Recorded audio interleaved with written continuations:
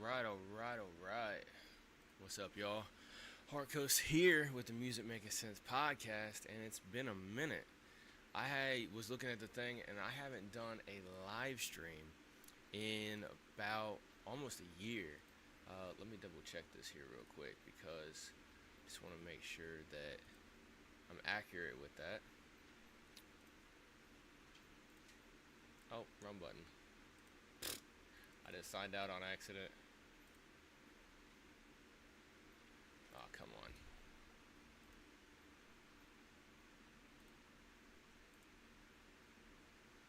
on. I just signed out of my my YouTube, y'all. You want one? I'm fire now. Not really sure what you're talking about, J Mac, but I appreciate you stopping by, man. All right. Oh, if you're referring to what I used to do on live streams, where I would play music and then do a social media review and stuff like that, I'm not playing music anymore, man. So if that's what you came for, then that's not what you're gonna get, unfortunately. Um, anyway, I haven't went live since, like, I don't know, sometime last year.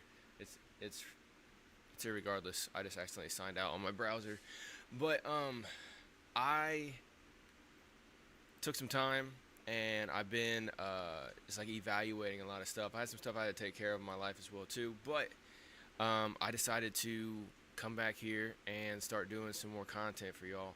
So I am going live here right now, and this is just a marketing strategy session. So I'm not playing any music, but I am playing, or I'm playing. I am not playing.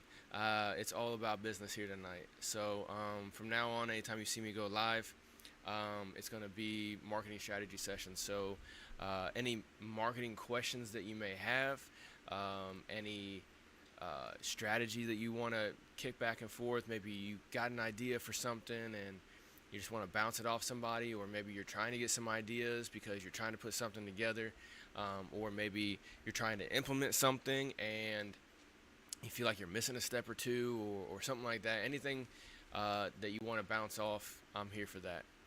That's basically what this is about, is everything marketing. Excuse me. Everything marketing.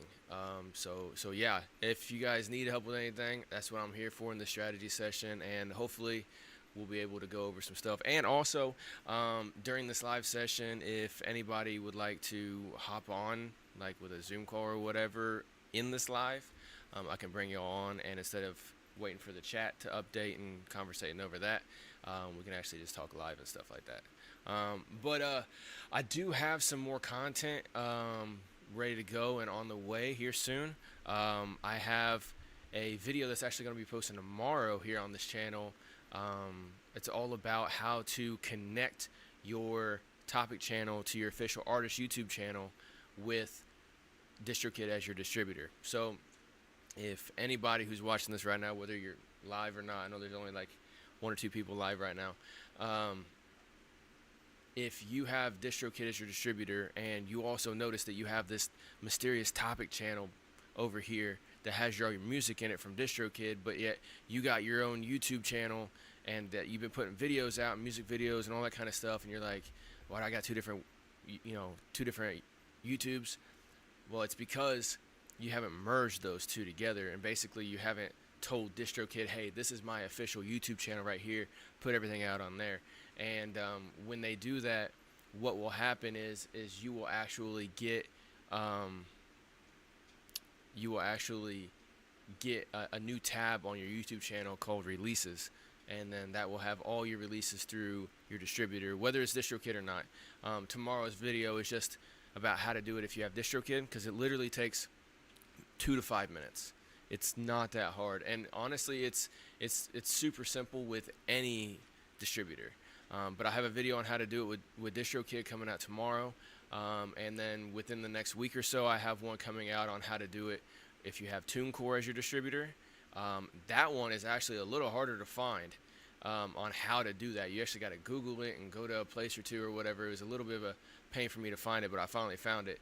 And then there's also I got another video coming out on how to do it if you have Lander as a distributor, which is my personal favorite distributor. That's the one I go through, and I've been going through for a few years, and that's the one I always recommend to people just because their business is top notch. So, yeah, that's basically the updates coming soon. Like I said, I know it's been a bit. Haven't put out a video since around the beginning of the year. Haven't went live since like September or something like that of last year. But I've had some artists hit me up on IG here recently asking me about marketing stuff. And so I was like, okay, well, I got these people asking me about marketing. Clearly there's a need for it. I didn't think that there ever wasn't a need for it. It's just, what's up, G-Dub? It's just, I had to like take a break for a second and reevaluate how I was going about things. And, just to be honest, oh man. Just to be honest, I'm sorry, I'm trying to find my password for my YouTube so I can sign back in. It's kind of aggravating. Oh, I know where to find it. Wrong button. Stop. I know where to find it. Right here. Boom, boom, boom.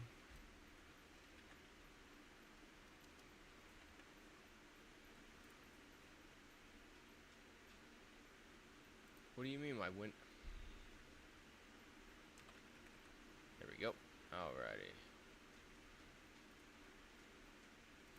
Okay, that might be it. One second, I'll finish my thought here in a second.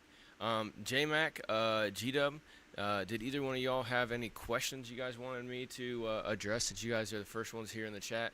Any marketing questions, any ideas that you may have already had and you're trying to kind of sort out, or anything that you just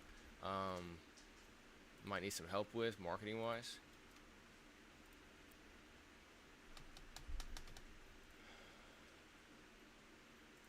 That is not my password. This is aggravating me, because I want to be able to be in the chat on my see, what would that be?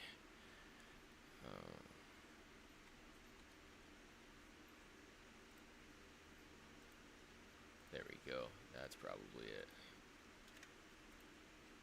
No! Password changed 5 months ago. Man, what was my password? God, this is killing me.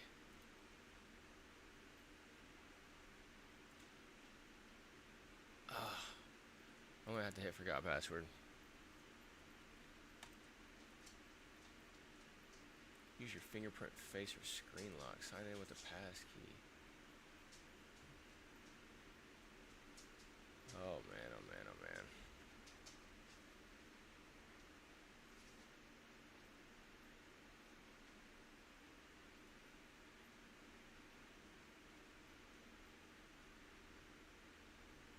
What?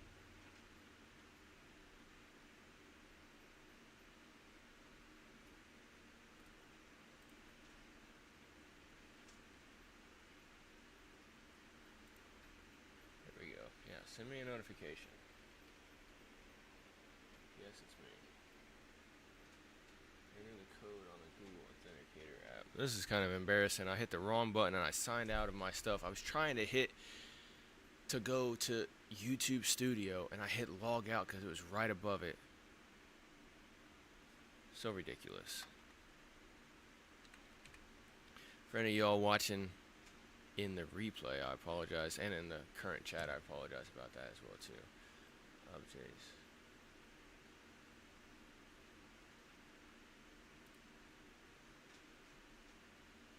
What do you mean there was an issue signing into my YouTube?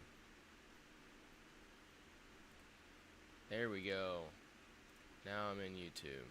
The sign out button really needs to have a second button on there. Anyway, what I was trying to say at the beginning is I haven't went live since September 1st. Like it matters, because I'm live right now and I'm making a fool of myself, but it's all good.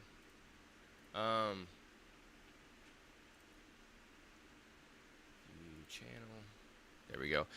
But anyway, yeah, so I'm going to be having a lot more content coming out that's going to be more DIY, specific on certain things that you may be having questions on. So if you are watching this and you got through my little fumbling right there trying to log into my YouTube after I signed out of it, just feel free to shoot me a message on IG if you have any questions about marketing. Even if you just want to bounce some stuff off. Maybe you've been doing your own marketing for quite a while and you're like, I got this crazy idea. I need to bounce it off somebody who understands marketing at least as much as I do. So let me go ahead and reach out to Harkos. Come on over. I'm all here for it. I'm not going to say I'm an expert, but I'm going to say that I have a good grasp on marketing strategies. Compared to a lot of people, especially. I mean, there's a lot of independent artists out there that just want to create, and they don't care about the marketing. They don't care about the numbers and the business aspect of it and stuff. I mean, I'm not even talking about the hobby artists, the people that just do it for love, and they really genuinely don't care about making any money back off of it. It's like their hobby. I'm not talking about them. They're going to enjoy what they're doing, and they can keep on doing it, and I'm perfectly cool with that. I'm not against them.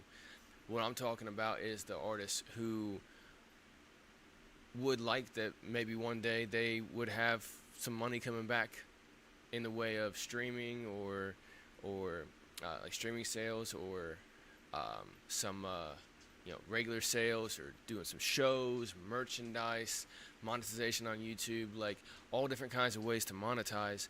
They would like to start seeing something coming back because they're trying to either build a side career, more like a part-time job type of situation, or a full-time career with music. And trying to get that going while you have a full-time job, possibly even a family, or multiple part-time jobs and a family, or without a family, either way. When you got life going on, it's hard. And not everybody is genuinely interested in marketing. But back in 2017, I had a podcast that I first started called Hip Hop Hour, and it was like a radio show style podcast, just trying to I had to turn my light. Just trying to help artists promote. I was trying to promote for them, to create a radio station for indie artists, all that kind of stuff. And while I was doing that, I'm like, okay, well, I need to learn how to promote my station. So I was learning about marketing and different things like that. And as I was learning more about marketing, and at the same time, I was trying to help promote these artists, I was seeing that it was hard for me to promote a lot of these artists because they just didn't have some of the pieces put in place. Like they had, different names on every channel, on every platform. So their Facebook would be like their legal name, or some weird variation, like nickname type of fun name that they came up with on Facebook. But then their artist name would be something totally different. And then over on IG, it would be some variation of their artist name. And then on YouTube, it would be their artist name, or maybe some nickname or something they didn't have what's called brand solidarity, which is, the ability to say, hey, you can follow me everywhere at Harkos Music, right? Or Harkos, at Harkos Music, right? Which is my stuff for my music. And so as I was learning and I was seeing how hard it was for me to try to, I would play a song and be like, yeah, if you like that, you can go follow them over. And then it was like stabbing myself in the eye with a spoon, because I'm like, oh yeah, you can find them over at blah, blah, blah over on Facebook, or something totally different over on IG, and then something totally different over on YouTube, or even the worst, the thing that I hated the most is they didn't even have a YouTube. All they had was their topic channel on YouTube. So I'm just like, well, yeah, you can go follow them over there, but you're never going to see a music video from them, even though they put music videos out over on Facebook underneath their legal name. Or it was horrible. And then I was, like I said, I was trying to learn how to do it for myself, and I started learning all this stuff, and I like it. And I also like helping people. So I like marketing, and I like helping people. And to me, personally, in general, marketing is kind of simple. Okay, I'm not going to say it's easy, but it's simple for me to grasp. It's about putting yourself in front of people in order to try to gain their attention, and then retain it. Like, that's as simple as it is. And everybody listening to my voice right now probably like, well, yeah, duh. But it's the how. Yeah, exactly, it's the how. And so, there's multiple different ways to do it, but what I ended up finding from watching other artists who are successful, and then from trial and error with myself, which I'm going to show you a few things here soon, about some experiments that I've been running on my personal music. Once you get in front of the right people, then you will know, oh, this is the right crowd. These are my people. So now I need to find more of these like this. And then as you're trying to do that, you also need to go, I need to figure out how they like to be entertained. Oh, they like this more than this. Okay. Well, within the realms of your own personal morals, you need to keep doing stuff like that. And I'm not saying to be audience captured either, which is something that a lot of people online end up getting, right? You'll be trying to do different things to kind of see what hits, and once something hits, you kind of get stuck in that thing, So like an artist, may want to be a rapper, right? And so they try doing like some boom bap style, and nobody's really feeling it, and so then they kind of like, oh, you know what? Like, as an artist, you want to like kind of flex your muscles a little bit, express yourself, and try something different. Like, hey, I want to try some trap style stuff. So they try a trap song, and then like it pops, and they're like, oh, okay, well, let me do another trap song. And they do another one, it does good. And so then like they do a boom bap, and it flops. So they do another trap, and it fucking hits again. And so they're like, okay, I guess I gotta keep doing trap. And then like if they want to do something melodic or like an R&B style thing or anything like that, like they get so captured. And I even saw this with big artists like even Lil Wayne. If y'all remember, Lil Wayne has always and will always be a rapper, but just me saying that basically cornered him right there, because he tried a rock album that didn't go nowhere, right? It was what was it? I'm Not a Human Being, I think it was. And it didn't really have a good reaction from a lot of people. And some people will say, oh, it's because the rock community didn't accept him. Okay, that's highly possible. But it's also because his fans in the hip-hop community, and some in the pop community too, some of the songs he made were more pop than hip-hop, but his fans didn't accept that version of his art. And so it was both things at once. Like, yeah, the rock community didn't rock with him. Haha, funny pun, right? But also his fans didn't rock with his rock. So that kind of kept him captured, even though as an artist he wanted to try something different, And then he's tried, like the Carter 5, I thought was a really good album, but it had a lot of bad mixed reviews because he went from like hard-hitting gangster rap to more like kind of like smooth melodic type of stuff. And a lot of people didn't like that. I liked it. And I'm not like a huge Lil Wayne fan either. I have like a good dozen or so songs that I like from him. But, just like looking at how things have happened with him, I'm like, okay, well, that's audience capture right there. So what I think needs to happen, and what I've seen some other artists do, is be very versatile from the jump. And that helps them kind of move. But at the same time, back to what I was saying about finding out what your audience likes and kind of keep giving them more of that. It's not necessarily going to be a certain style of music, which that does have an element to it. It's also going to be a certain aesthetic, right? And as long as you start off telling everybody, look, I'm going to be me, and this is me, but I will also change, I think they'll understand that. Because, you see a lot of artists, they'll be like street dudes or whatever, and then they'll become industry dudes. And people will be like, oh, well, I ain't rocking with them no more. They're not street no more. Even though they were, but like they can't be in the street when they're a multi-millionaire anymore. It's not sane, right? So, like, that kind of stuff will get people. But I've seen a lot of artists like Nick D is a good example of that. I haven't seen anything from him in quite a while, but I remember him a few years back. He kind of popped up pretty hard, And he would do like rap, and he would do like some country stuff, and then it's like some pop stuff, and he just kind of did whatever he was feeling. And his audience liked it because he was diverse from the jump. And they also realized, okay, he's like, oh, I'm just going to be me regardless of what I'm doing. Like, I'm still going to dress kind of like a farm boy type of thing when I'm doing country or when I'm doing pop or when I'm doing rap, right? And he wasn't even really a country rapper either. He was more like a pop rapper. But, excuse me, once you start finding out what your audience likes, and most of the time they're going to like you just being raw and real. Like, if you open yourself up, like, for instance, I had some mixed reviews with it whenever I did it, but I think it's because I did it a little bit too extreme. But I like gardening, right? And so what I had tried doing a few years back, this is probably 2021-ish.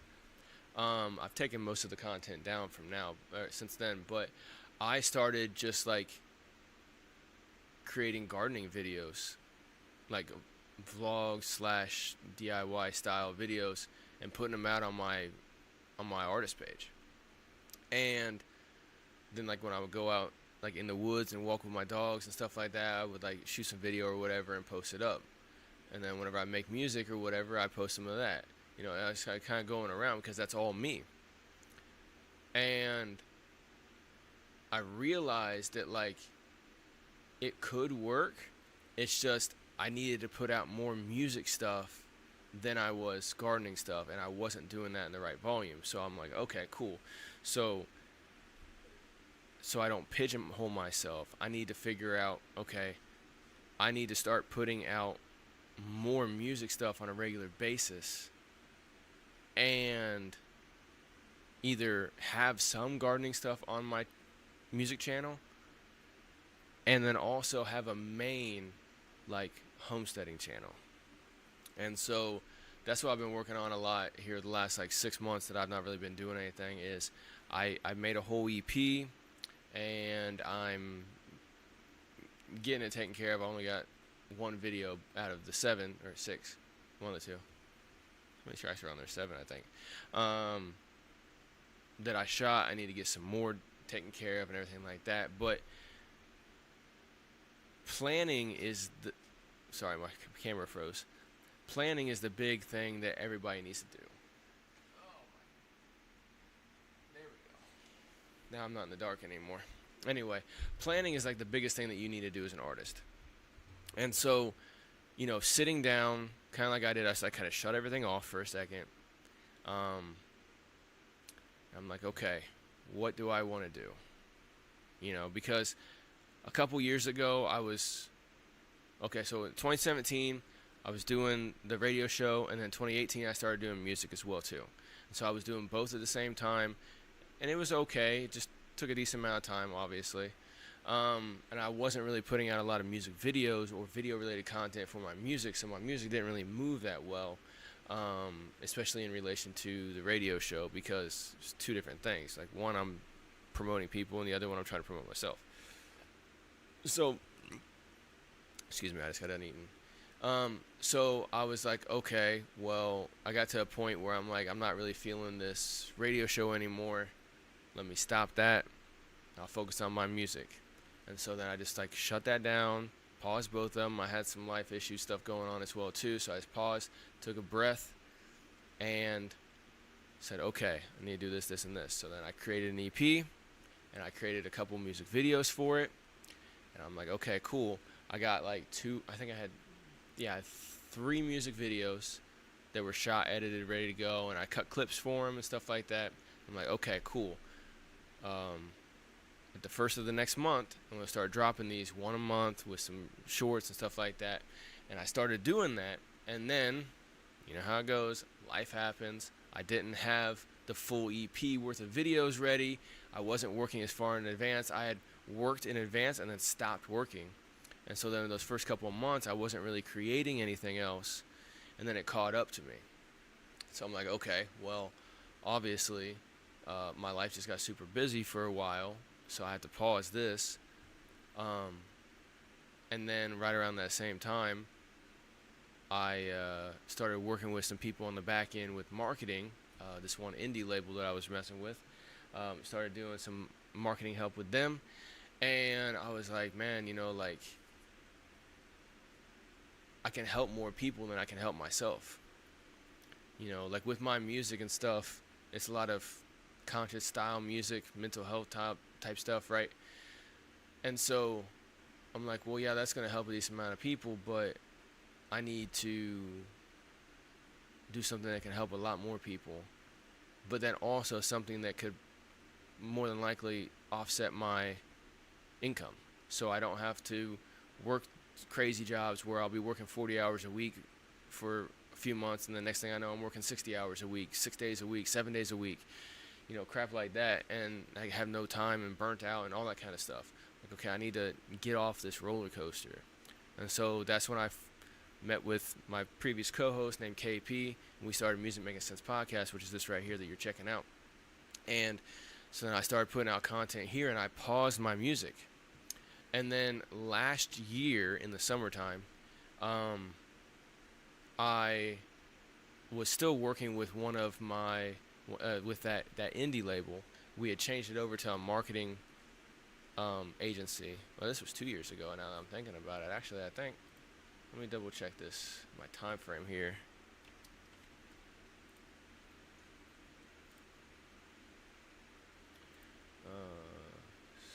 Yeah, about 2 years ago. About 2 years ago, 2 summers ago. That's when it was. Wow, time flies. But anyway, that's about when I started the podcast, and I started working with him, and so then we tried a marketing campaign. We used my music as a test case. He fronted the money and stuff like that for it being the test case of his marketing agency and the marketing knowledge that we had. And we ran a campaign on meta platforms directly only to Spotify, to this one song that I was promoting called Runnin' Round, okay?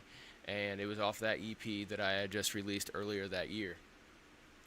And we ran that for a whole month. We didn't do playlisting or nothing like that. We just did meta ad with short form videos from that music video. And we ran it to just that link on, what's that called? Spotify. And it did pretty well. I ended up gaining like a couple hundred followers off of it in a month on Spotify, not just on IG or anything, on Spotify. Got a couple hundred followers in that first month on Spotify, and I ended up getting, I think I still have the numbers here. Let me see if I can find all this stuff here real quick.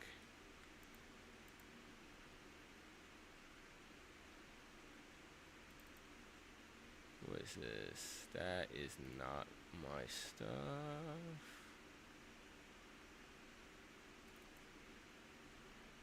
That's not my stuff either. Okay, let me see if Spotify for Artists will let me pull it up.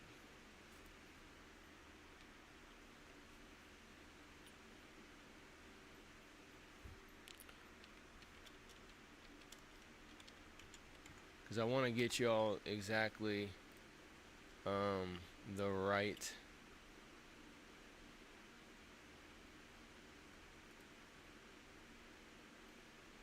why is it okay? I'll log out then, log in, that one right there. Send me a code, always with the codes. Honestly, I kind of like doing the codes more than trying to remember passwords. Oh, righty. Now, Harkos. Wow, they've changed it. I haven't been on Spotify for Artists in a few days. Or in a while. Alrighty, filters. All time.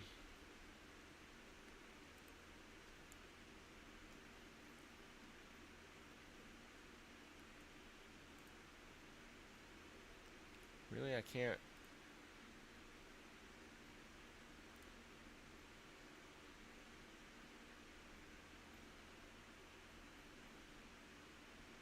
What? They just redid everything over here on Spotify for artists. Anyway, here, let me show y'all what I'm looking at real quick. Anyway, so I ended up getting a couple hundred followers during that first month. I got a lot of playlist ads and on people adding me to their personal playlist, and I ended up getting like almost 1,000 streams in that first month. And then every single month after that, I was still getting streams. It was nuts. Like, it was decreasing slowly, but every month I was still getting streams. And as of right now, this was 2 years ago that we did it. Actually, hold on, let me see if I can do streaming stat. Okay, I can only do last 28 days. I'll have to figure this out. There we go. Y'all see that? So, as of the last 28 days, I've gotten 42 listeners and 252 streams in total, which has went up, which is crazy. Like, 3 new listeners, 38 active monthly listeners total and everything. That's just over the last 28 days. And I haven't put out a song in 2 years. I haven't done any promotion of my music in like 2 years either. These are just people who've been checking out my stuff. So let me go to running around. Okay, cool. Okay, here, I think this is where I get to, yeah, custom. Okay.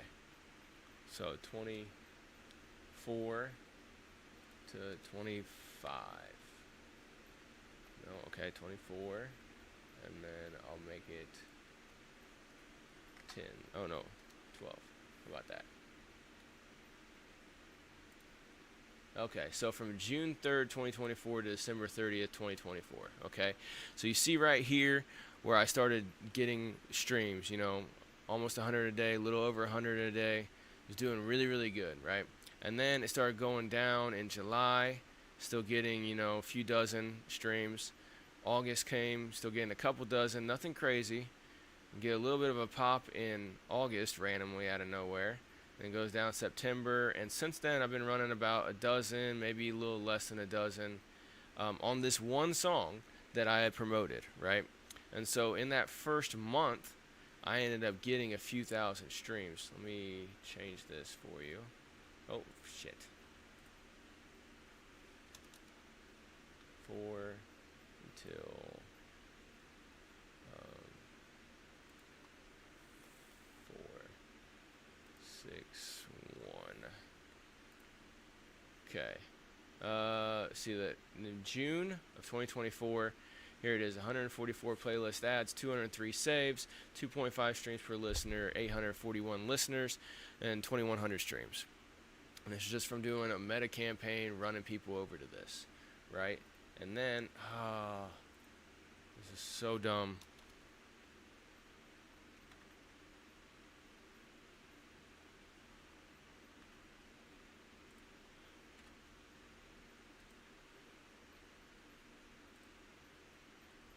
And then the next month, so July, it went down, but I was still got 9 playlist ads, 16 saves, 2.25 streams per listener, 480 listeners, 1,000 streams in the next month. Like, I didn't even do any promotion that month at all. And then, there we go. So then we go to August. And again, 700 streams, 362 listeners, 5 new playlist ads, and 7 new saves. Like, these are all new, okay? But look, still, I'm getting 700. Didn't do a damn thing. Nothing at all. 9. And I'm not doing this a stunt because these are obviously not, like, the greatest numbers. But look, 300 streams, 182 listeners, almost 2 listeners per stream, 8 new ads, 1 new save, right? It's just... it kept going like that. Look, and I can even go, let me just type this into 2025 and 2025. Look, so in September of 2025, hey, what's up, Creative Legacy? In 2025, I got 46 streams, 38 listeners, 1 new ad, 0 saves. But look, another 46 streams. A little over a year after I even did anything, still getting streams on this song alone. Now, that's not to discount the whole... see all songs, filters. Okay, it's not letting me do that anymore. It's not letting me see that like it used to. But anyway, let me turn back. Anyway, what I'm trying to say is is that I'm still getting streams right now off of stuff that I did 2 years ago, because I found, even though it was a small group, I found the right people who like my music. And I haven't put any music out in 2 years, and I'm still getting people listening. I got 50 streams last month. And yeah, it's not a lot. 50 streams, that's like nothing. But the fact is, people are still listening to my stuff because I got in front of people that checked it out, right? And one thing that we know is Creative Legacy. That's actually the guy I was working with on that campaign. We were promoting Running Round, but then my song Unstoppable, which I had just put out right before we did this campaign, it actually started doing better than what Running Round did. And so, I mean, I can even pull up for Running Round if you guys want to, and I can show you actually. Let me go back just history. Come on, log me in. Another code. Okay. We're going to do this code again. 723683. There we go. All right, let me go back. All right, so go over here. Go down here to that song. Overview. Well, look. 112 streams out of this song, 14 listeners, 8 streams per listener. So these 14 people are really liking this song, and it's like at random, okay? And I've never put this song on a playlist or done any playlisting campaigns or none of that garbage either, okay? That stuff is garbage. It's like crack, all right? Yeah, you may hit good at first, but it wears off pretty bad. Now, if you look right here, it had a pop. These 2 days right here, a fictitious, like a fraud scam playlist added this song without my authorization, or Creative Legacy, the guy I was working with, we were doing this test for. And so we ended up reporting it to Spotify and to the distributor, which the distributor for this song at that time was Sony Orchard. We reported it to both of them. They took it off, and either way, it was still getting a few dozen songs during that month that I was not even promoting it. I was promoting the song Running Round, right? And then the next month, it was still getting stuff. 2 new saves, 10 new ads, 366 streams from 117 listeners, right? And so it's like the people who found this song like it, right? And they found my song Unstoppable from me promoting the song Running Round. And they both have a similar vibe, kind of. One's a little bit more upbeat than the other one. Running Round's more upbeat. But if you look at this, it has 8,000 all-time streams. Whereas, let me duplicate this tab real quick. Whereas Running Round has 5,700 all-time streams. And this was released almost a year, about 6-8 months, something like that, before the other one, okay? And so what I'm trying to get at here, like I said, even here, the last 28 days, I'm still getting streams on this song. And I noticed that across my whole portfolio. Like if you want to go look at all my songs right now, just in the last 28 days, okay? Last 28 days, look, Unstoppable is at the top with getting the most streams, okay? 112 from 14 listeners. No, that's not me doing playlist campaigns either. It's people who have put that on their individual playlist and are listening to it a lot because they like it, or it's in the mix and they like that song. They haven't taken it out of their playlist. Look at TikTok. For some reason, 2 people have listened almost 100 times. That's nuts. And this is on Spotify. So people really, these 2 people really like the song TikTok. They've been listening to it nonstop. 18 people listen to Run Around 28 times, and then like some of my other songs, 3 people, like these are people listening just one time only. So that means that the algorithm is, after people are listening to these songs right here, Run Around, TikTok, and Unstoppable, which apparently are some of my best songs, the algorithm was like, hey, well, check out one of Harkos' other songs. And people were like, nah, not really, we like these. Okay, cool. That's fine. And see, that's how you know that you at least found a small segment of your fan base, okay? And like I said, me Creative Legacy, we actually used my music as the test case. We did a month thing and then watched it out. And like, I hadn't put anything out for like 5 or 6 months. I haven't done anything, no shorts, no promotion of my music, nothing like that. And then we did that campaign for 30 days. And I mean, I still got, 58 streams and 3 new listeners last month. And it's like I'm getting new listeners still in the algorithm because some people are still listening to my music and they enjoy it. They have it on their playlist and they like it, right? And that's where it really hit me when we did that campaign. I'm like, okay, general playlisting is garbage. You need to put it in front of people and they will naturally put it on their playlist because they like the song and they want to listen to it more. Or you can even say, hey, add this to your personal playlist, in like your promotional campaign, right? And so I realized, okay, I already knew that the big playlists were mainly bots, okay? Because you could see that you run one of these big playlists for a month, you may get 10,000 streams or whatever. The next month you may get 10 streams. Okay, and you go and look at your numbers, and when you got that 10,000 streams for that month, you had like a 1.2 average streams per listener, which means that most people just listened once and moved on. There's a few people listen twice. Okay, and then you had like no playlist saves except for that one playlist, maybe 1 or 2 playlist saves or ads, no saves, nothing like that, right? So you didn't actually get in front of either real people or people who like that kind of music that you make. But when you run a campaign to what you think your audience is over on Meta, which is Facebook and Instagram, you run it over there, and or you run one over on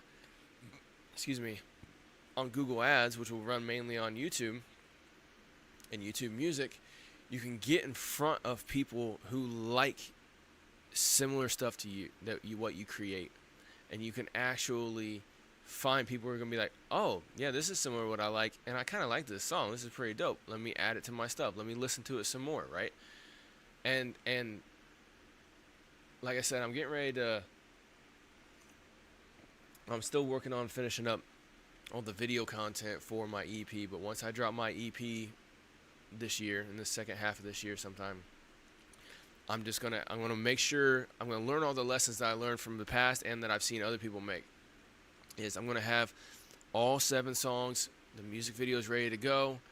I'm going to have at least, 10 clips for each of the song, maybe only 5 for each of the song, 5 to 10, somewhere in there, because that way you don't have to reuse the same ones over and over. But 5 to 10 shorts for each of the song music videos.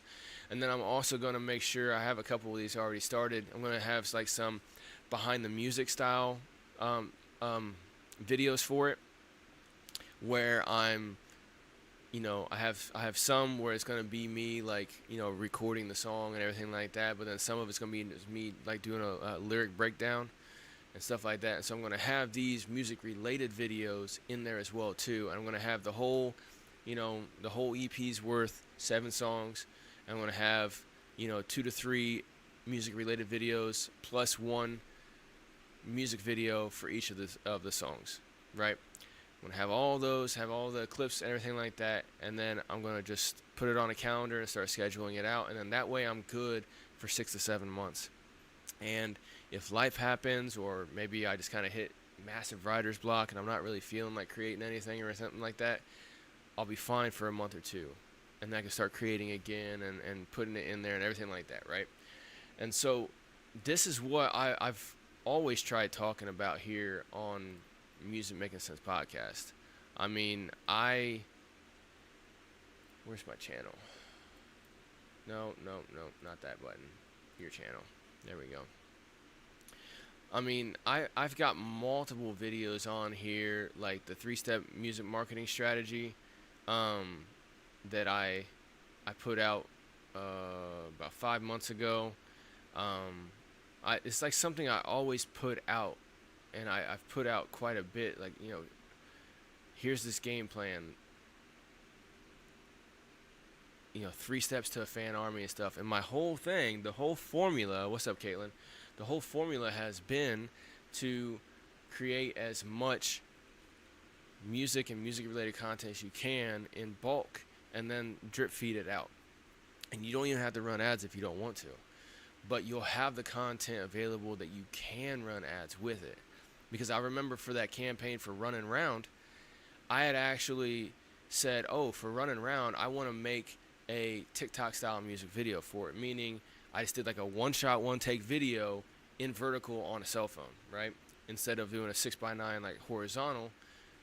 And so I had my kid in the passenger seat of my car, and I was just driving, and he just like shot, and it was like one shot, one take, and then he ended up just like looking around at other random stuff for like half the song. But it's like whatever, I put it out anyway. But we ended up using clips of me, like the ones he had of me rapping and stuff like that.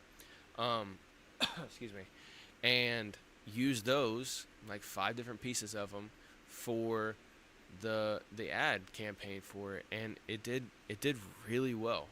Like I said, I still have people listening to my music, and that still is activating the algorithm for people to check out my stuff. And it's been almost 2 years. You know what I'm saying? So I guess the point of that long drawn out little story right there is super simple and effective. Exactly. It was super simple and effective. And it's not like we came up with it either. It's like a very standard marketing practice, right? You put out short videos to entice people, and you run strategic ads behind it so you can point it at the right people that you want to point it to, instead of just doing like, hashtag new release. Like, that shit doesn't fucking work, right? Instead of doing that, you can just say, you can aim at people who like for instance, I don't know if you can remember, Dan, who we did. I think my lookalike audience was like Nas, J. Cole, maybe Kendrick, some people like that, like in like a boom bap style stuff. I put some boom bap artists in there. Yeah, we got off that course, but at the same time, we it was already something that we were trying to mess with. That course really was a course by another guy in the music marketing space named Andrew Southworth. I have no problem saying his name, even though people are like, oh, he's competition. He's not a competition to me, because he's like a super nerd in a positive way when it comes to analytics and running ads for songs. And his course that he had, I mean, honestly, me personally, I learned a little bit off of it that I didn't know, which is good, because you always want to learn shit. But basically, the biggest part that I learned was how to set up the campaign within the Meta Ads Manager properly. You know what I'm saying? That was the big piece that it really taught, because with that, I was able to understand the anatomy of setting up an ad technically within the platform, right? It's not about, okay, make sure it goes to the song the right way and all this kind of stuff, right? It was more about, okay, here, make sure you fill in this section. This is how you do it. Put this kind of stuff. Oh, this section right here. And it was sections that a lot of times either Meta would autofill with garbage, and he even straight up said, hey, look, this is garbage. Don't do that. You do this instead. Or it was like stuff that a lot of people would skip because they didn't understand what it was. And that was the main stuff that I learned off of him in his course. It's called like Spotify Growth Accelerator or something like that. Shout out to him. If he wants me on his podcast, I'll be happy to, or vice versa. Which actually, saying that now, I need to reach back out to Jack, since I'm kind of getting ramped back up doing this shit again. But Jack is over at another music marketing channel. But demographic tagging, yeah, exactly. It was demographic tagging and also like lookalike audiences, and it worked. I mean, it worked really well. I think we might have overspent a little bit on that budget, but what's money, right? No, I'm just kidding. But we might have overspent a little bit on that budget. However, we wanted to see what it's like when you spend a lot of money on a campaign in 1 month. Like, yeah, you will get a lot of result out of it, and you won't get any immediate return. Like, the return we got off of it in streaming numbers, and we were aiming at the United States, Canada, and the UK, like the high-paying ones, but also the high-cost ones for advertising, but high-paying in regards to streaming. We only made like a quarter of that back. Well, Dan made a quarter of that back. I didn't put anything into it except for my talent. So that's that. That's perfectly fine because it was trying to help out his business. But, that was just the first month. Like, if we would have either kept up that momentum for multiple months, like I would have released another song the next month, or we would have promoted a different song the next month, or both, would have been fucking great. Life happened. A lot of things, blah, blah, blah. A good chunk of it's my fault because I didn't follow through with, creating like I said I was going to. I didn't create a music video for Unstoppable because we were doing the running round. I'm like, oh, shit, like people are like rocking with Unstoppable more than they are running around. That's the one we're promoting. So I should make a video for Unstoppable. And I didn't. That's all on me. Yeah, I was working a lot, but still, Either way, I'm not trying to beat myself up. But I'm just saying, like, if we would have like kept going month over month over month, we would have kept having the same rough growth of 200-ish followers a month, 400 playlist ads a month, and that would have kept compounding. Like 2 years later, last month, I just got 48 streams and 3 new listeners. And it was a total of, 42. Damn it. What did I have? 252 streams from 42 listeners. And 3 of those listeners were new listeners. Okay? So, that is, I was saying wrong numbers earlier. Sorry about that. Here, I'll even show y'all. So, again, in the last 28 days, aka in June, basically, I haven't done anything in 2 years. 2 years, I haven't put out a single short on anywhere. I have been tagged on IG in multiple pieces of content as a collaborator. Just because this one podcast over in the UK that I help out with their marketing, they like tag me in almost all their posts. Okay, cool. Thank you. Appreciate it. That probably has been getting me some people checking out my stuff. But also, I had like an interview or whatever like last year, and they tagged me in some of the stuff there too. It was on that podcast, and they ended up coming out earlier this year, and I was tagged in that or whatever. But that was on YouTube as like 5 or 6 collaborative posts, and then like on IG probably a couple dozen collaborative posts. Other than that, I haven't done anything in 2 years. I haven't put a single song out. I haven't put a video out. I haven't made a post on any platforms under Harkos music. Okay, sorry about my camera freezing. Every 20 minutes or so, it just like clicks and starts fresh. But look, 252 streams from 42 people. 3 of those people were brand new people. That's not 100% right because 38 plus 3 is not 42. I don't know how they calculated that. Either way, I got 3 new listeners off the algorithm, and I haven't put out anything in 2 years. Okay? This just shows that, like, 2 years ago, when me and Dan ran that campaign, we found the right segment of people to where people have continuously listened. Yeah, the amount of listeners has decreased over time, but I still have a core base of people that keep listening to my song. They may not really know who I am, but they may like the song. They vibe with it. And the algorithm is like, oh, okay, this song's still getting played. Let me try put it to a couple people that are kind of like it. And then those people like it and listen to it and add it. And they're like, oh, okay, cool. And so like the algorithm is like, oh, I'm winning. Let me do it again. Oh, I'm winning again. Let me do it again, right? Like that's how the algorithm sees it. Is like whenever it tests something and sees a positive reaction, that means it knows it's on the right track. And so it does more of that. And so that's what this has been doing for the last 2 years. We also realized that you can get better results with better ad duration until the ad stops being effective. What? We also realized that you can get better results with better ad duration until the ad stops being effective. Go a little deeper on that. I think I know what you're talking about, but I want to make sure before I expound on it. But anyway, what I'm saying is it's like, with the right marketing strategy, you can do that. And like I said, yeah, we did it with paid ads to get in front of a couple thousand people. I think we got in front of like, I don't know if you can pull that up in your Meta Ads Manager, Dan, but I think we got like the impressions was like 10 or 15,000 impressions or something like that in the ads or clicks I think about 10 or 15,000 clicks or whatever, and then it ended up translating to like a few thousand streams or something like that. Because the way that we did it was, instead of it having to go directly to the link on Spotify for that song, we had to go to a landing page with, what was the name of that platform? It wasn't Feature FM, it was somebody else.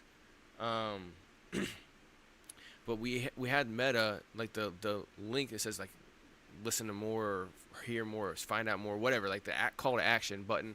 The button clicked and it went to a landing page on like on a landing page. I don't know, I'm trying to say something different. I'm trying to think of the name of that platform. It went to the landing page, and then they had to click off of that to click on the link for Spotify. And we only had Spotify as an option. If I were to run that now, I would have YouTube Music, Apple Music, and then Spotify as 3 different options, and then see how it goes, right? It was Hyped It. Yeah, that's what it was. It wasn't Feature FM. Feature FM is similar. It was Hyped It, right? And so what happened was we only got charged, every time somebody clicked that second time, like they clicked on the landing page, which is called a conversion. Okay, so instead of it having a single click conversion, it had to have a double click conversion.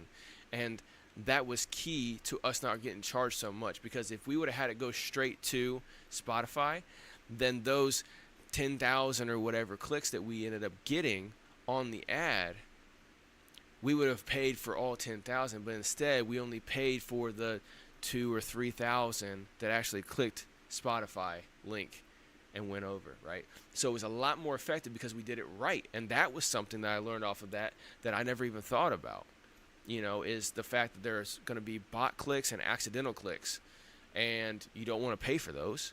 You want to pay for genuine clicks. Makes sense. And that's something we learned off of that course as well too, which I'm happy to teach Eddie and everybody as well too. And honestly, he talks about it all the time. He just sent an email out a few days ago that I got. He hasn't sent emails out that often, but he sent an email out where he said specifically, hey, this is how I do it. I run it to the landing page, right? And like his course is pretty cheap, but it's basically just it. He puts out videos on YouTube that show you how to do all this stuff. It's just not all together, right? But it's not some hidden secret or anything like that. It's a legit secret.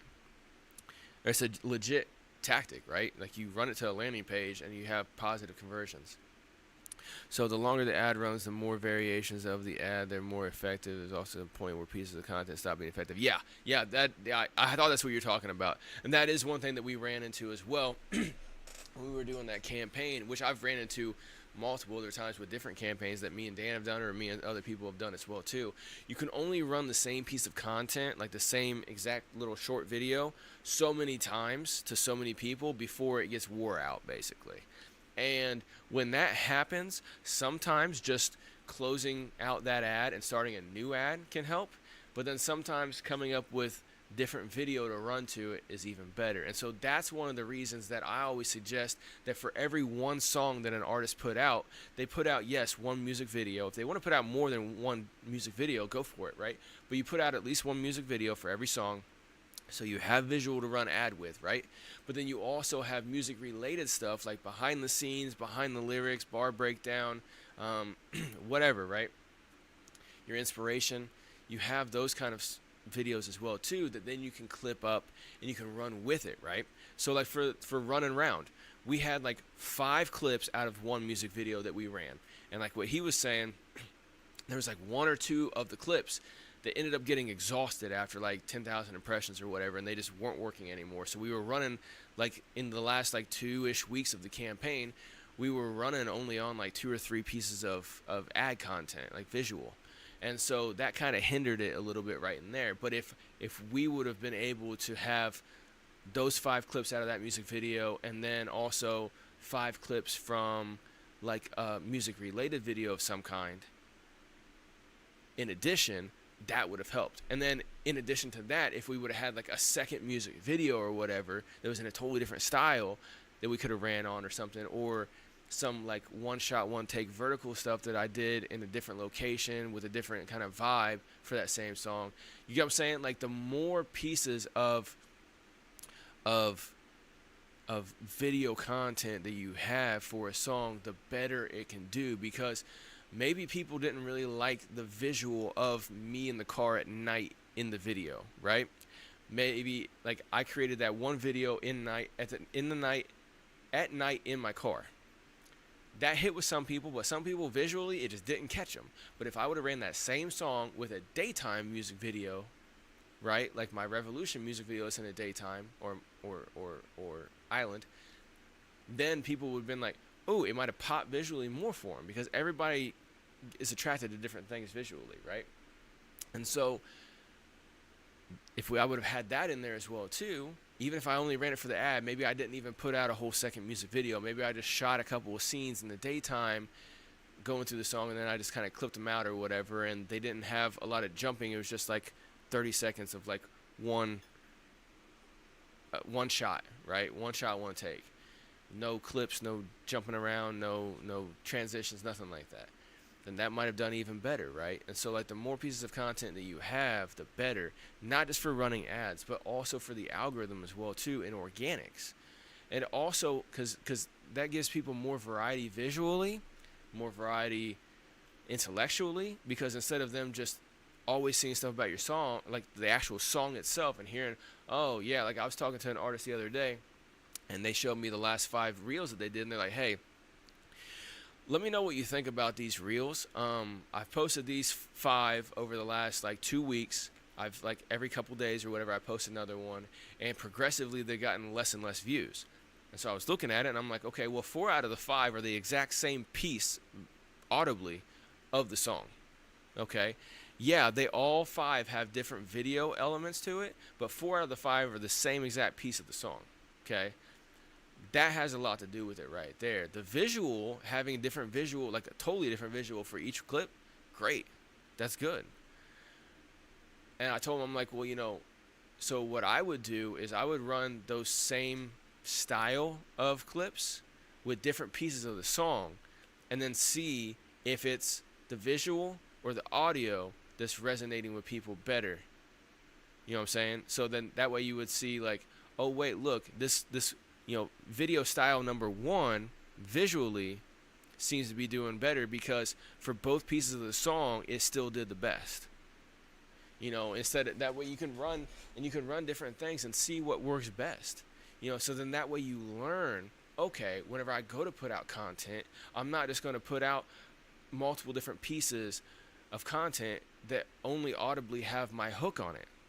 I'm going to make sure that I mix it up, because I see a lot of artists that they'll do that. Every piece of their content is just like, is the same piece of audio from the song.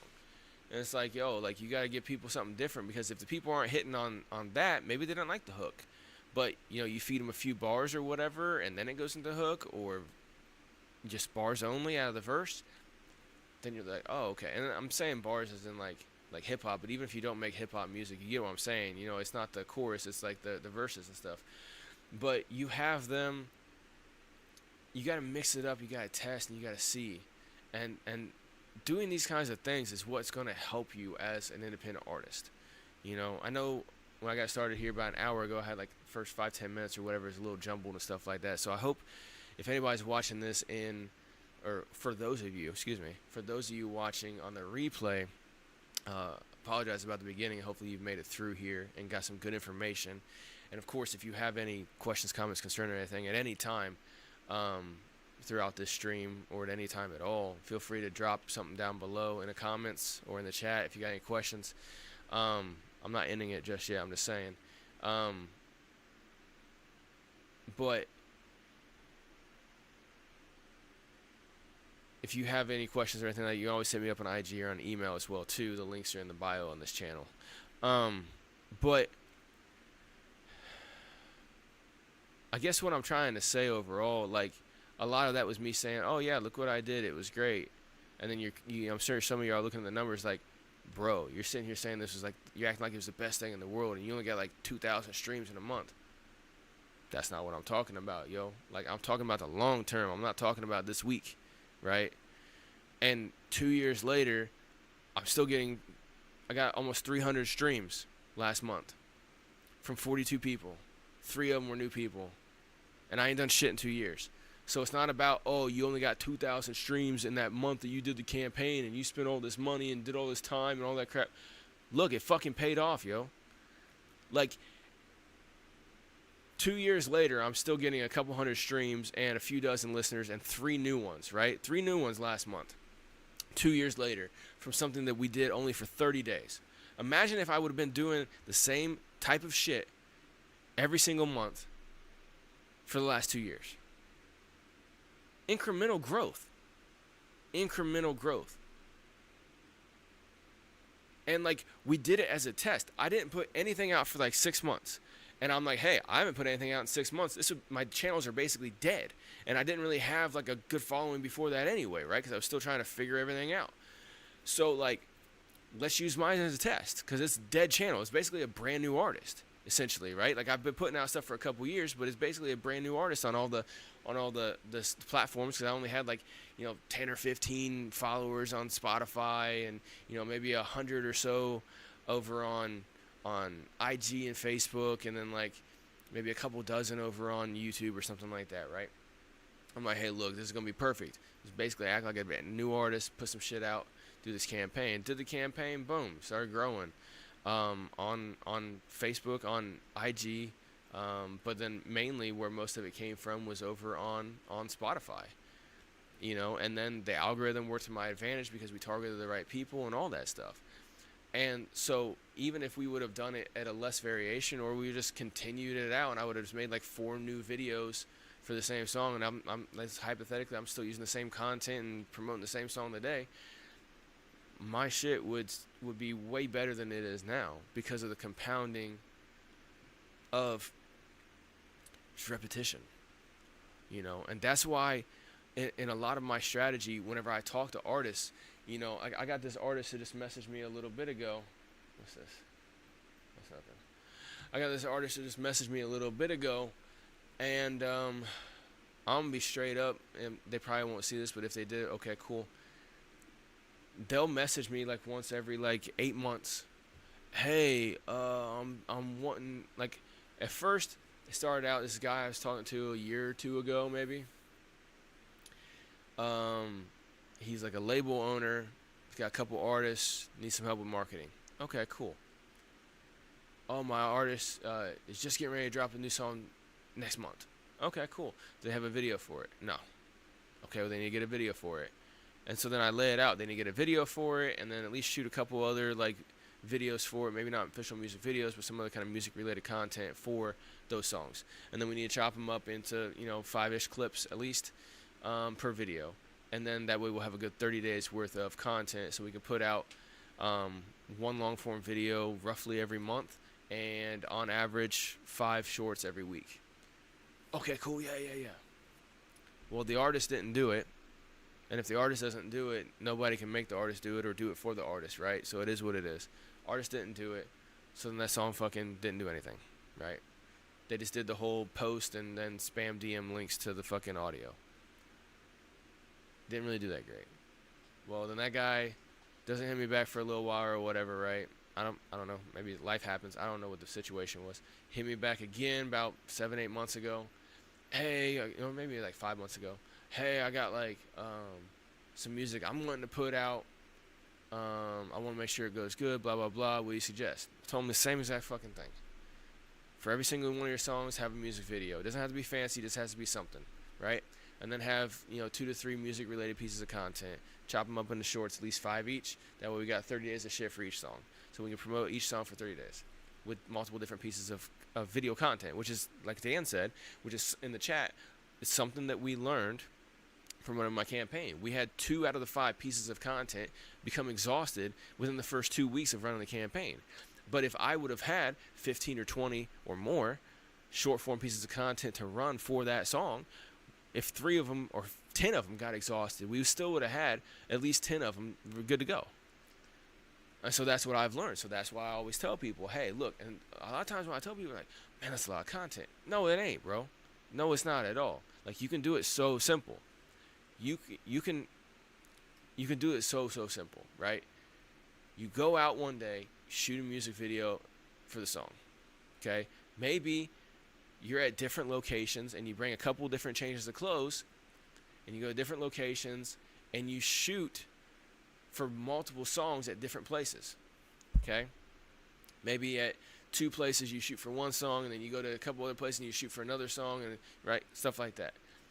So you just shoot all in one day, 2, 3, 4, 5, 7 songs, however much you can get done, right? As much content as you can in one day of those, right?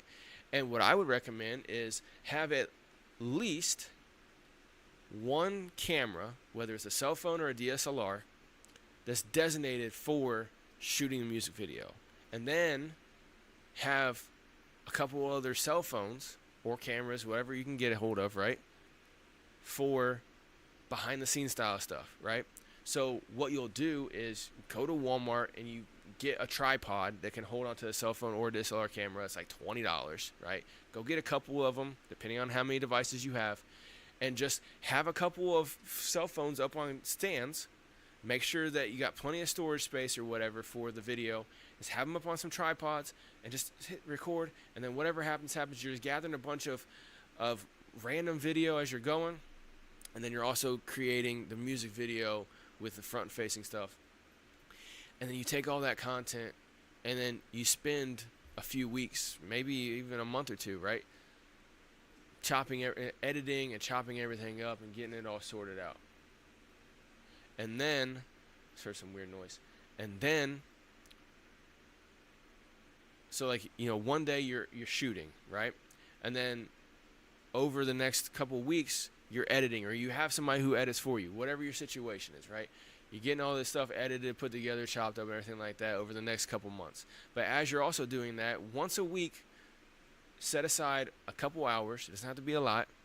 A couple hours to record something visually, whether it's a music video, whether it's just some video that you can use for ads, whether it's music related videos like behind the scenes stuff like that, or whether it's a little bit of like a vlog style thing, like you're just like, I was sitting here trying to write this song, and I was trying to do this song, and I ended up coming up with this whole different song right here. Check it out. And then that would be the song that you're promoting, because you actually finally got the music video for that and everything like that.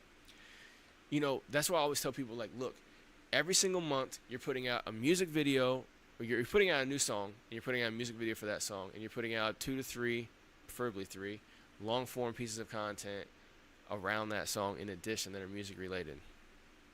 And then you're chopping that all up in the shorts. That'll give you about 25 to 30 days worth of about 20 to 30 days worth of short form content. And then if you run ads, you'll have plenty of content for that. But you got to do that every single month. So what I recommend people do is work 3 to 6 months in advance. Like I was telling y'all at the beginning of this thing right here. I have a 7-track EP of songs that I've never released. I have it done. It's getting mixed and mastered right now, but it's all done, right? And I have 1 out of like the 7 music videos shot. I still need to edit and everything like that, shoot some more music videos. But once I get all the music videos done, and then multiple music related videos done, get those all shot, edited, everything like that, over the next couple months, I'm going to be creating, and stacking. Because I've already created the songs and I've stacked it. Now I'm going to create the music related stuff and stack it. And then once I'm ready to launch, whenever I have 1 music video for every single song that I'm going to release on the EP, and I have at least 2 to 3 music related pieces of content for each one of them, and I have roughly about 5 shorts for each one of those long form videos, music and non-music, then I'm like, okay, I got it all in folders, organized. As I'm going, I'm organizing. Okay, cool. Start fucking scheduling out. And on all the platforms, you can schedule 30 days in advance. But what you do is what I've done for some artists as well too. I was doing last year whenever I was helping artists out with their marketing, like for free, giving them a free month of service. I would in Google Calendar, I would create a calendar for them. And I'm like, okay, what songs are you going to be putting out this month? Or what song are you putting out this month? Okay, this one. All right, and then you got this, whatever. I would organize it, lay it all out. Okay, on Sundays we're dropping, just to make it easy. If they wanted to change it, we did, right? But what I did was on Sundays, we're dropping a music video or a music-related video. We're dropping a long-form video in 16:9 over on YouTube, right? And then Monday, Tuesday, Thursday, Friday, just kind of skip around a little bit, right? We're dropping the short form content, right? But we're kind of mixing it up. It's not all going to be from that one piece of content. It's going to be from other pieces of content as well too, right? Previous pieces of content. And then you just kind of keep going like that, right? You schedule all that out, write it all out. And you're like, okay, cool, I'm good to go. So what you would do in that case is like, okay, well, Harkos, I'm just dropping a brand new song, and you said that I got to have a month worth of long form and then all the shorts for that.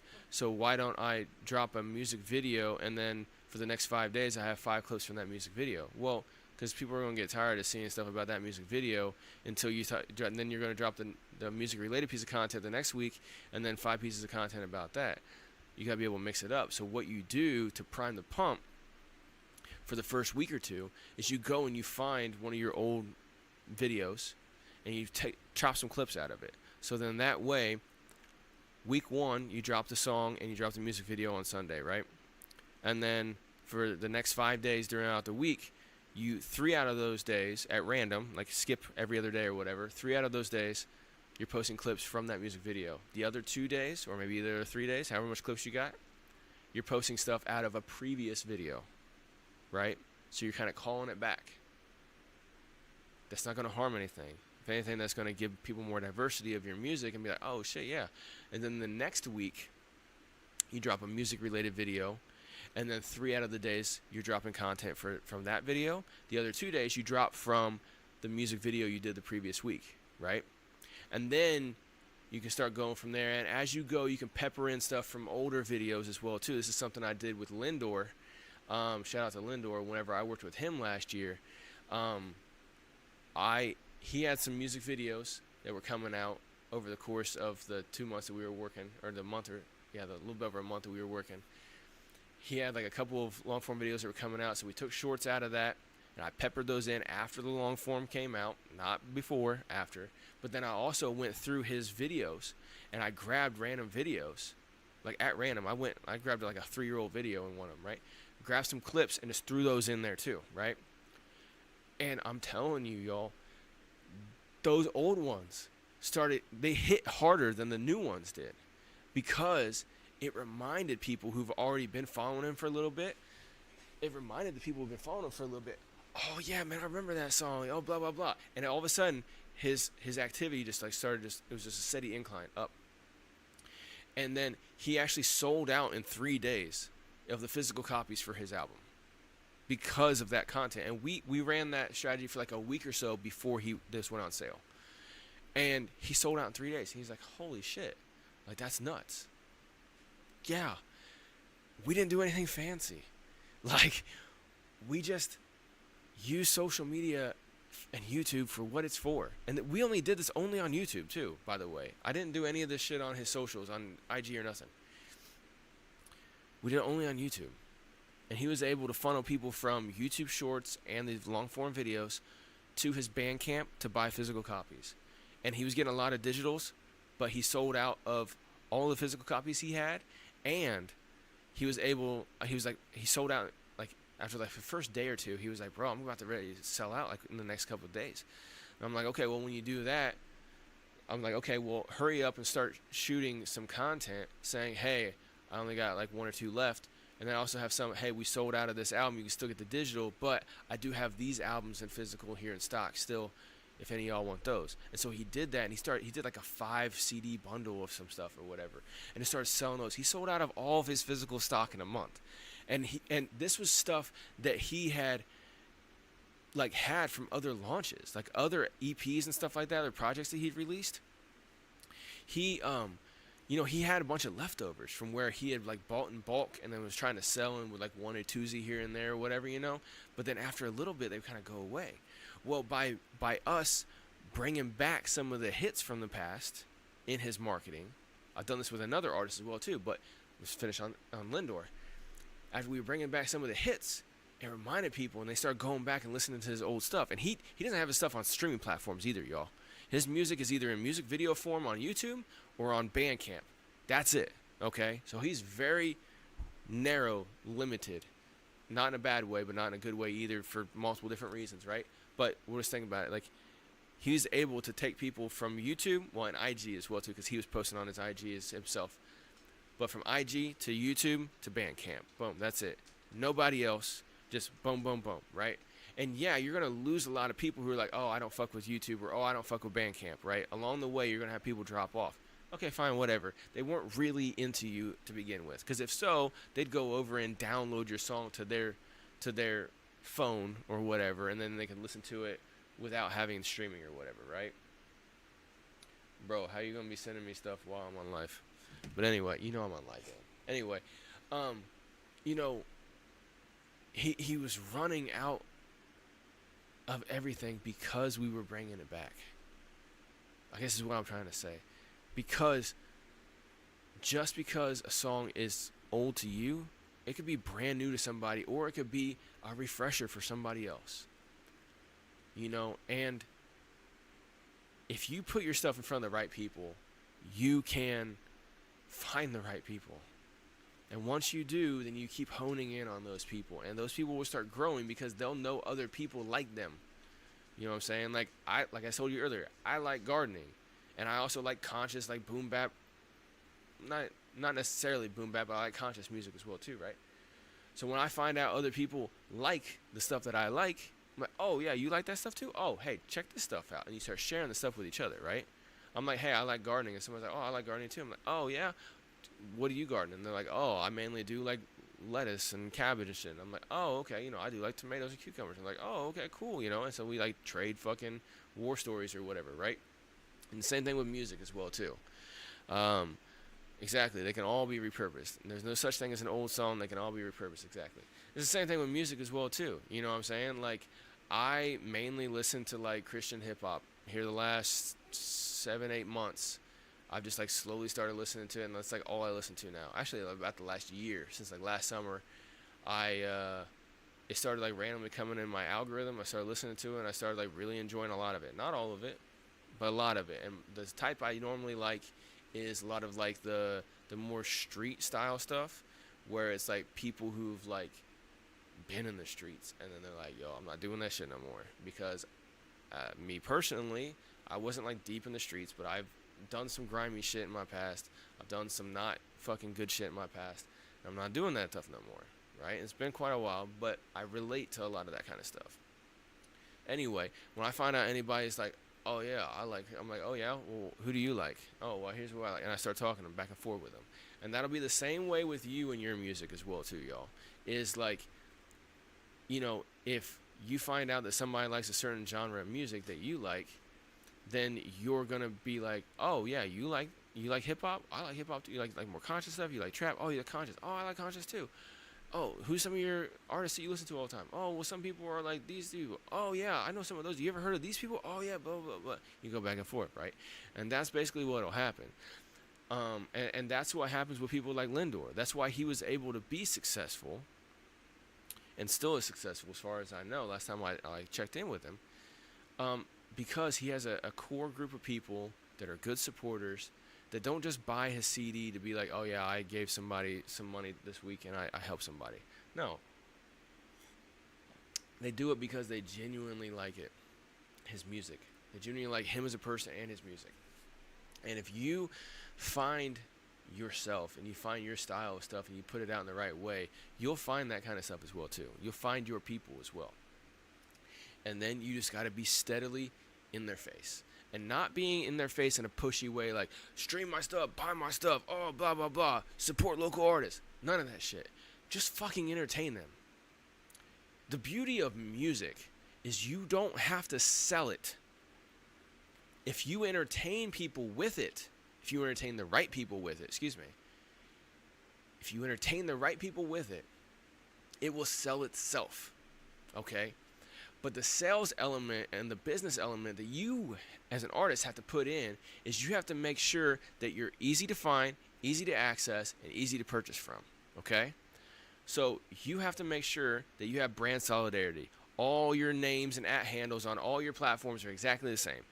My name is Harkos. That's my artist name and my online persona name, right? It's not technically my real name. But anyway, my name is Harkos. So all my stuff on all streaming platforms says Harkos. On YouTube and social media, it's Harkos Music. Basically the same thing, right? Everywhere. My handles at Harkos Music. Everywhere, right? It's the same. But then I also have it to where on all my socials, it has my website. I think it might have my YouTube too. If not, it has at least my website, right?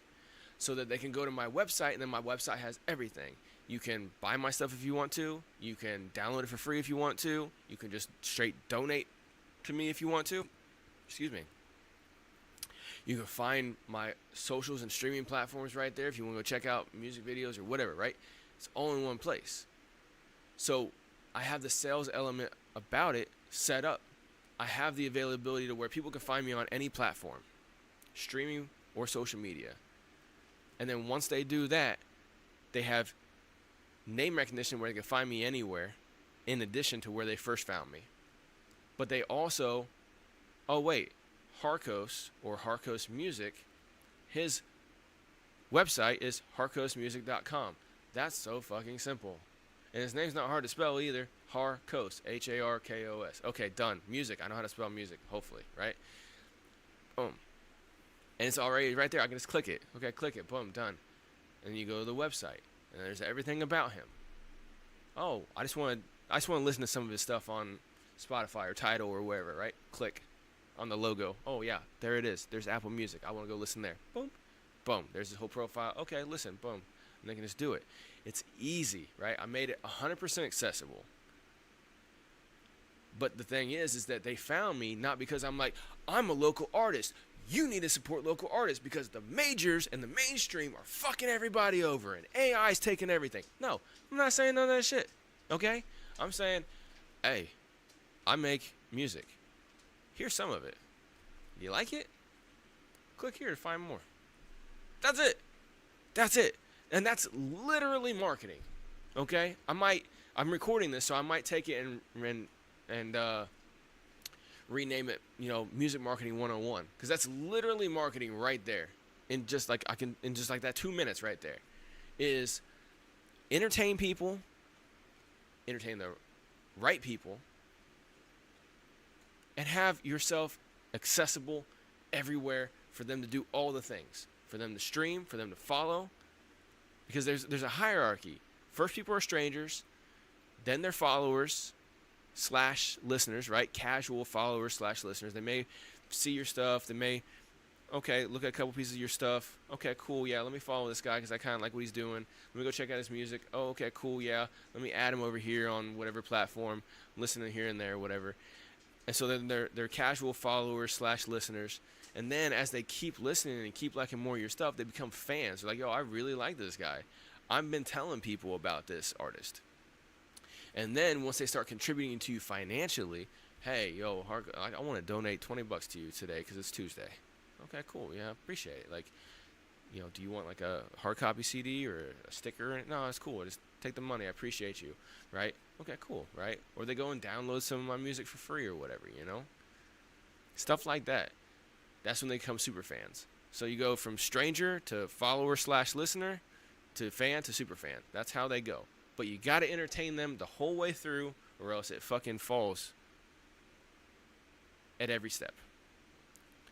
Okay? You can't just entertain them at the beginning and then stop entertaining them, all right? It's like getting a significant other and having sex with them really good and a lot at the beginning of the relationship, and then after a month or two, you just stop giving it to them at all for like months. Well, they're going to be like, what happened? All the questions, right? Can't do that. So, yeah. Not to hit some people in their feels right there on that one, but that's literally how you got to do marketing. It's that simple. So we got a couple people watching still. Not really people have been chatting in the chat except for Creative Legacy Systems, a.k.a. Dan, which is cool. Appreciate you, Dan. But did anybody have any questions over anything marketing? I'm about to hop off of here because I think I've said what I wanted to say for today's episode. And I know this is the first time I've been back in I haven't done a live stream since September. Haven't put out any videos since January. So I wasn't really expecting people to come through. So appreciate everybody who has on the live. And then Appreciate everybody who checked out the replay, especially if you got all the way to this far. Appreciate that 100%. But if you all have any questions about anything marketing or about anything I said here or anything I didn't say in here, feel free to drop something in the comments below, or hit me up on IG or at my email, which they're both in the bio for this channel. So yeah, got a video dropping tomorrow for those people who have DistroKid and still have a topic channel for some reason. They haven't merged their topic channel with their official YouTube channel. I got a video coming out for that tomorrow showing people how to do it. So if you are hearing my voice right now and you have DistroKid, but you also have a topic channel and you're trying to figure out how to merge it with your YouTube channel that you've had for a couple years, or you just started, or whatever the situation is, you'll figure out how to do it. It's super simple. It'll take you like 2 to 5 minutes. Videos coming out for that tomorrow. If you happen to know any artists who have topic channels and you see them promoting their topic channel or whatever, and you know they got DistroKid because you can see it or you ask them, send them the video. All right, I'm going to be having another video that's how to connect your topic channel to your distribution with TuneCore, and then another video is how to connect it with Lander. Those are going to be coming out over the next couple weeks, so look forward to those. And if you all have any other questions, comments, concerns, anything like that, music marketing, feel free to reach out. I'll be available. So until next time,